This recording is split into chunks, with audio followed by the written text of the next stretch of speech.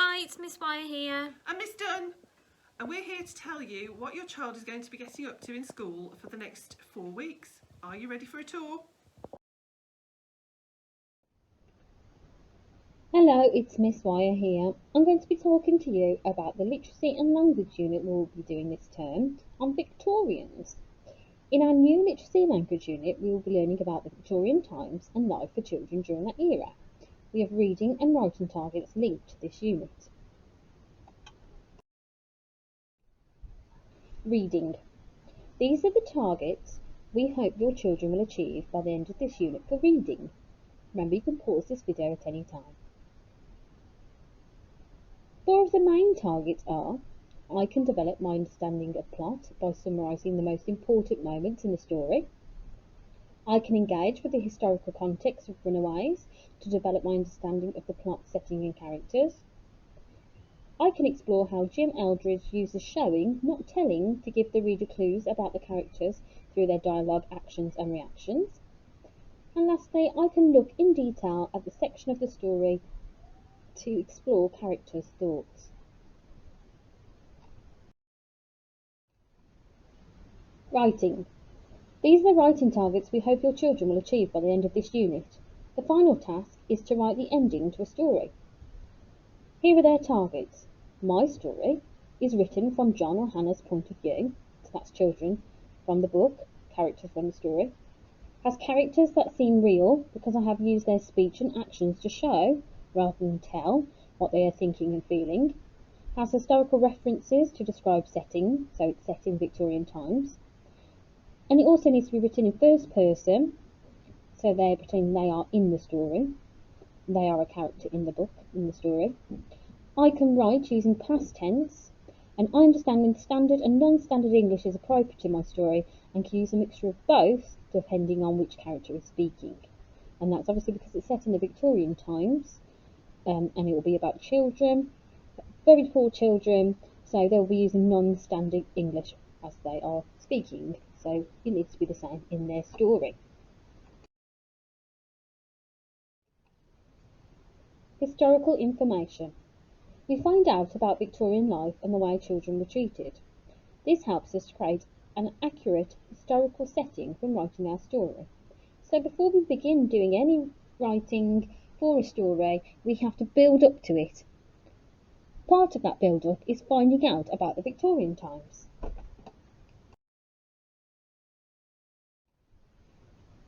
Finding out information about workhouses. So we have a look at information about Victorian times around the workhouses. Poor people who had no jobs or homes were sent to live in workhouses. Many workhouses had a list of rules that everyone had to learn, and there were harsh punishments for breaking the rules. The master of the workhouse was in charge of all the people who stayed there, and he would often send the children out to work. So your children will be finding out this information to help them with their historical setting when they write their story.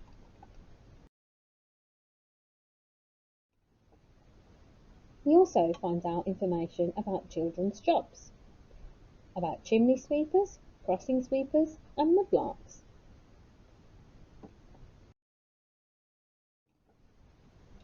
Grammar. So we will also be working on standard and non-standard English. When authors write speech, they try to make it sound realistic and as close to how people really speak as possible.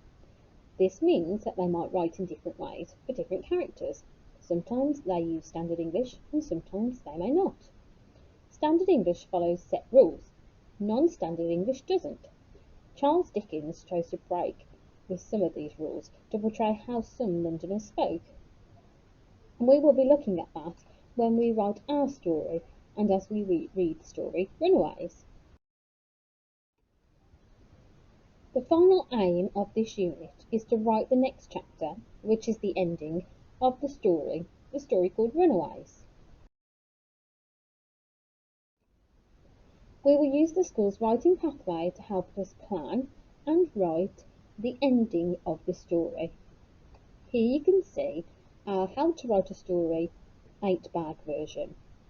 And this is what we will use to help us do our planning, and then from our plan write our story. Our science unit this term is electricity. First of all, we will find out more about electrical safety, and we'll find about the importance of it and how we can keep ourselves safe.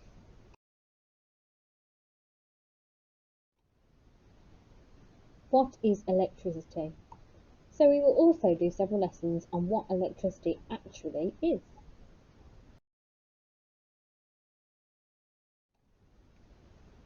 Atoms. Atoms are small particles that make up all matter. They are so small that it takes billions and billions of them to make up even a pencil. Inside the atom are even smaller objects called electrons, protons and neutrons. Electrons have a negative charge and the protons have a positive charge. The protons and neutrons stick together in the centre of the atom, called the nucleus.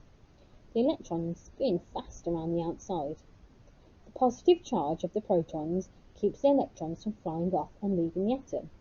The electrons in the atom are where electricity gets its name. In some elements, there are electrons on the outside of the atom that, when a force is applied, can come loose and move to another atom. When a bunch of atoms are together and electrons are moving from one atom to the other in the same direction, this is called electricity. Electricity is the flow of electrons. So you can talk to your child about this information that they will have learnt in their lessons. So electricity is the flow of tiny particles called electrons and protons, and it can also mean the energy you get when electrons flow from place to place. Electricity can be seen in nature in a bolt of lightning. Lightning is nothing but a large number of electrons flowing through the air all at once, releasing a huge amount of energy. So you can discuss with your child about lightning, electricity, what it is, how it's made, and where they've seen it in nature, and things that electricity is used for.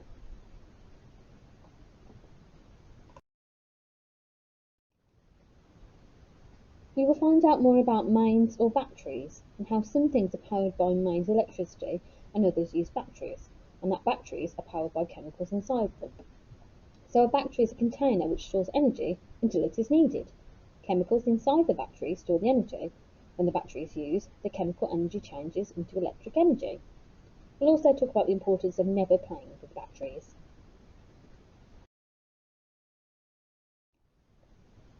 We will be identifying items around our homes and around school that are powered by electricity.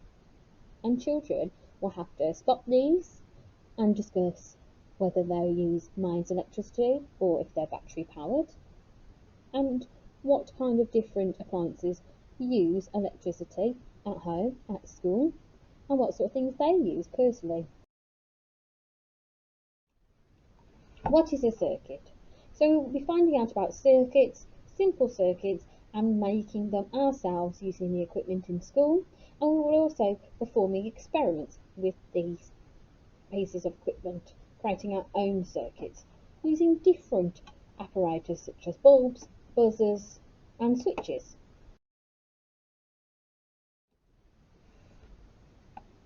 So we'll be looking at different sources to find out information, and we'll be using that to help us learn about circuits. The children will learn about incomplete circuits and complete circuits. Feel free to pause the video to read the information. The children will be learning about the symbols that we use to draw diagrams of circuits. They'll be learning about these basic symbols, and they'll be using them to draw their own circuits. The children will learn about switches and how they make a circuit complete and incomplete. So when it's open, the bulb won't light up, but when it's closed, the bulb will, because it's a complete circuit and that electricity can travel throughout the circuit. They'll get to make these circuits themselves as well, using our equipment in school.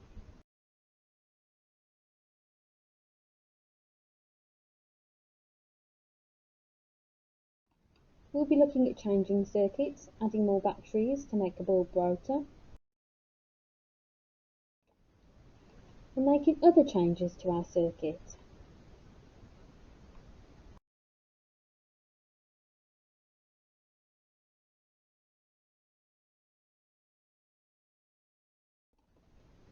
We'll also be looking at conductors. Some materials let electricity pass through them easily, and these materials are known as electrical conductors. We'll be looking at lots of different materials and we'll be testing them to see if they're conductors or if they're insulators. We will be investigating insulators and how they are materials that do not allow electricity to pass through them, and that they're really important because they are used to cover materials that carry electricity, so it stops us from getting an electric shock. Here are some examples of conductors and insulators that we'll be looking more at in our science lessons.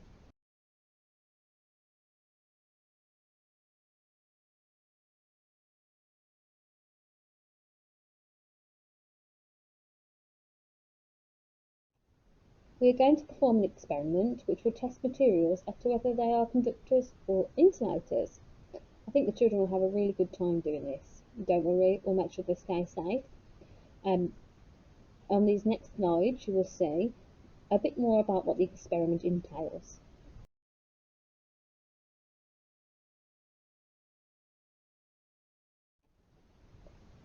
We will be making predictions about whether each material will be a conductor or an insulator and whether it will make the bulb light up or not.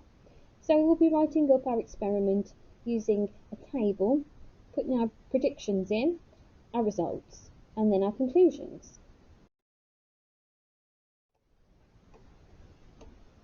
We will do our experiment with a partner, recording the results, writing up the conclusion, and ensuring the experiment was a fair test. Now it's over to Miss Dunn, and she will go through numeracy and geography.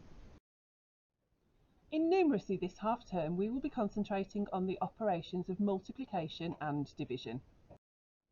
The children will be working really hard to learn all of their times table facts from 1 times 1 all the way up to 12 times 12. This is really important and it helps with so many different areas of numeracy, particularly multiplication obviously and division, but also fractions, which will be coming up later in the year. One of the most important things that we try to explain to the children with regards to multiplication is that the numbers are commutative. That's just a big fancy maths word for they can be swapped over. So 1 times 10 would give us the same calculation as 10 times 1 and would give us the same answer. Our overall aim with multiplication is to be able to multiply a 3-digit number by a 1-digit number. And to get the children there, we take lots of different smaller steps. We work on multiplying by 10 and by 100, talking about using the placeholder to pop in a placeholder. We begin with what we call an expanded column method, and this helps the children to understand where the numbers in the calculation come from. So here I've got 23 times 3. The first thing that we would do is multiply the ones number. So here we have the calculation 3 times 3, which gives us a product of 9. The next thing that we would do is to multiply the tens number and create the calculation 20 times 3. And write that in the line underneath. 20 times 3 equals 60. The final step that we then make is to add together 9 and 60 to give us the final product of 69. Once the children have learned where all the numbers come from, then we would do a 2-digit by 1-digit multiplication. So we'd start in the ones column exactly the same and we'd do 2 times 8, which is 16. So I'd write my 6 in the ones column and I'd carry the 110 underneath the tens column. Then I would do 30 times 8, which is 240, and then I bring in my other 110 to give me 256. Once the children are fluent with 2-digit by 1-digit multiplication, both long and short method, then we move on to 3-digit by 1-digit, and your children will be doing calculations like this in no time. Here I've got 153 times 6. We follow exactly the same process. We multiply the ones number first, then the tens number, and then the hundreds number. Finally, we add them all together to give us the product. Division is traditionally thought of as the hardest of the 4 operations to understand. It does have a very close link with multiplication, and we use groups of in division as well as in multiplication. Some of the other vocabulary that we use is to share or to group, to divide by. We also look at it as repeated subtraction. We talk about division and remainders. We build understanding with division through the use of practical apparatus such as place value counters. And once we've secured that, we'll move on to picture representations that we call arrays. I'll use the same calculation to walk you through what we call the concrete method, which is the place value method you can see on the screen, the pictorial method, the use of an array, and then through using a number line and into the final bus stop method that we use in school. So here on my board I've got my calculation 44 divided by 4 equals, and I've sorted out counters. I've got 4 tens counters to give me 40, and I've got 4 ones counters for 44. So the first thing that we will get the children to do is to put them into groups of 4. Okay, so that's one group. I'll just move them down the board a little bit further here. So that's 2 groups. There's 3 groups. Whoops. Move it along, and 4 groups. So we try and make sure that they can see that there's a separation between the 4 groups. So let me just use my pen. So here we've got 1 group, 2 groups, whoops, 3 groups, and 4 groups. And then we would just ask the children to count how much they have in each group. So in this case we've got 10 and 1 is 11, and each of the groups has 11 because 44 divided by 4 gives us a quotient of 11, and we do use that vocabulary with the children quite regularly to get them used to it. On then to the array, you can see on my screen lots of pretty blue circles. I nearly said pretty blue squares, and I've arranged them into 4 equal groups. So again, here I've got 1 equal group, excuse my drawing, 2 equal groups, 3 equal groups, and very finally 4 equal groups. And then we will get the children just to count how many counters are in one of those groups, because they can see that they are equal. So we've got 1, 2, 3, 4, 5, 6, 7, 8, 9, 10, 11, because 44 in 4 equal groups gives us 11 in each group. On to the number line then.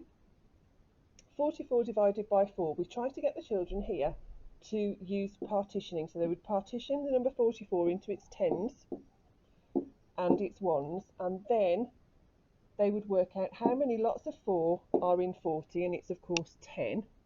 So we'd make one jump here of 40. Sorry, put that 40 in the wrong place. So we'd make one jump here to the number 40, and that would be 10 lots of 4. And then we would make another jump to 44, and we would work out that 4 is one lot of 4, and then we would add those two together to give us 11. The final method that we will use with the children is the bus stop method, which you may be familiar with and gives people nightmares from school.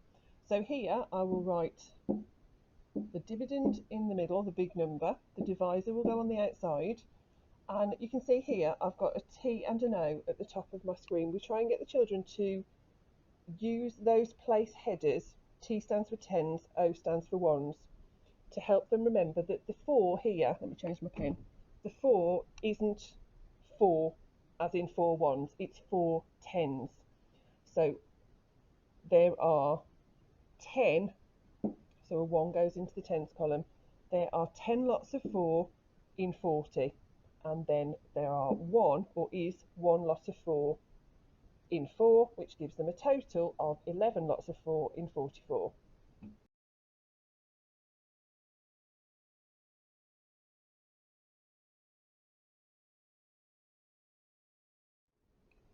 Every term we study a different aspect of either history or geography.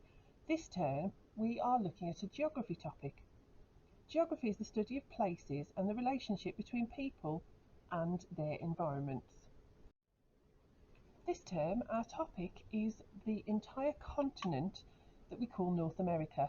North America stretches from Canada and Alaska in the north right the way down to Costa Rica, Nicaragua and Panama in the south.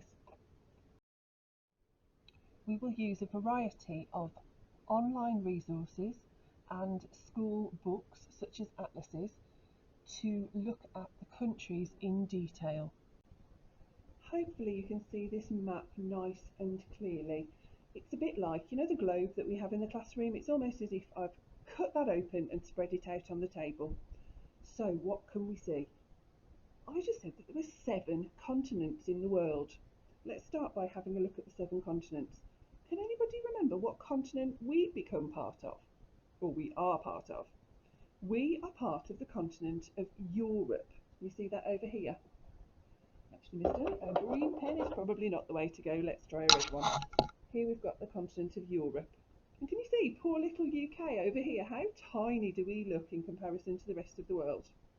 The continent of Europe comes around here. I'm not drawing this particularly to scale. Okay, oh, Iceland, I nearly forgot Iceland. And down to Spain. Okay, that is the continent of Europe, there or thereabouts. And we are part of that continent. So that's one of the continents. Down here we have another one, which is the continent of Africa. That's 2. Over here we have Asia.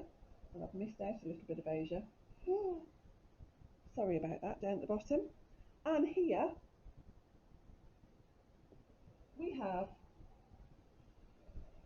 whoops, the countries of Australia, New Zealand, and lots of small islands that make up the continent of Australasia. So that's 4. Then down at the bottom, right at the bottom of the Earth, down at the south, we have a continent called Antarctica, which we did a little bit of work on actually in Year 3 for our science week last year. I hope you remember that if you're in my literacy set. Then we'll come a little bit north and we have the continent of South America. And finally, we have the continent that we're going to be studying, which is here, which is North America. Look at the difference between the size of North America and the size of Europe. Absolutely massive, isn't it? So they are the 7 continents that make up our planet. Let's go through the flags that I chose, some that you may know and some that you may not.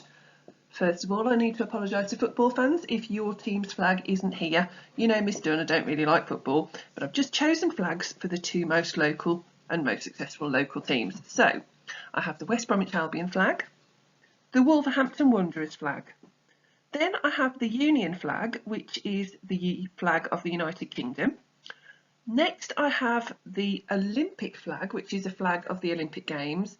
And the final flag is quite a new one. It's the flag of the Black Country. Did you get any of those? If you did, well done.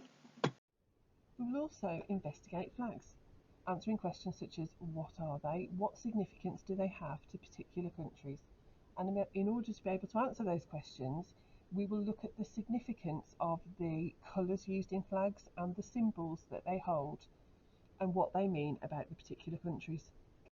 The children will have an opportunity to investigate human geography as well as physical geography. Human geography is geography that affects humans. It looks at how we use the land and the changes that we've made to it. And physical geography looks at the natural aspects of the earth, things that would probably still be the same even if humans weren't here. We will also be looking at the diversity of climates that can be found across the continent of North America. As you can see from my current temperature map on screen, up in the very northernmost parts of Canada, which is at the very north tip of the continent of North America, they're actually in the Arctic Circle, so obviously incredibly cold temperatures. But then right the way down in the south of the continent of North America, we're into the subtropical countries of Costa Rica and Panama. Massive diversity and really interesting, hopefully, for the children.